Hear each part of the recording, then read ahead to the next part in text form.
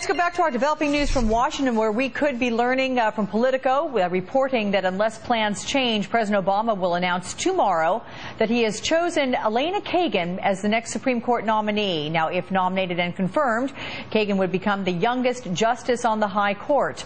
On Meet the Press this morning, David Gregory asked Attorney General Eric Holder about the potential nominee. I think that she's done a great job as Solicitor General, the first woman to ever hold that job, first woman to be the dean of the Harvard Law School. I think people will get an understanding of who she is, what her judicial philosophy is, if in fact she is the pick. She's done a wonderful job in the Justice Department. I've known her since the Clinton years, and I think she would be a great justice. Joining us now is Eleanor Clift, contributing editor with Newsweek. Eleanor, good morning. Good morning, Alex. All right. Well, the White House at this point keeping pretty quiet about the process in terms of on an official level. But if nominated, what sort of obstacles do you think might Kagan face during this confirmation?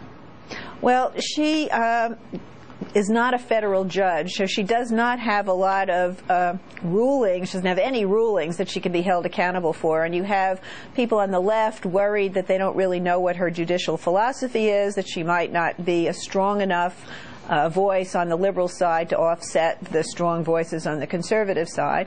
And then from the right, you have some concerns that when she was at Harvard, she barred the military from on-campus recruiting to object to the don't ask, don't tell policy, and so that bothers some conservatives. So I think there will be some modest opposition, but she looks like a very safe bet if indeed she's the one who's chosen. But nobody is safe in this environment, and I heard one suggestion that the president should choose Mitch McConnell, the Senate Majority Leader, so that Mitch McConnell could go out on the Senate floor and denounce Mitch McConnell as out of the mainstream, because there's this expectation that the Republicans will denounce whoever is nominated.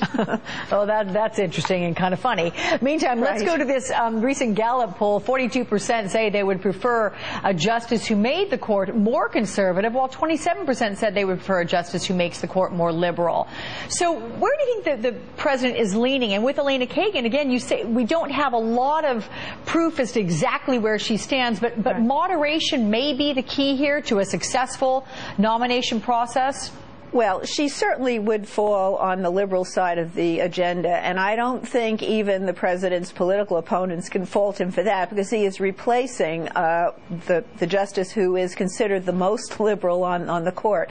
So if anything, if this is not going to significantly alter the right-left balance on the court, it may even move it a little bit to the right, because she does not have the stature coming in as the junior justice that the departing Justice Stevens has. And I think liberals probably would prefer Diane Wood she's from Chicago. Right. She's a little bit more stronger when it comes to constitutional principles on the left. I think nobody quite knows what Kagan's constitutional views are, but she has met with President Obama, who is a former constitutional law professor.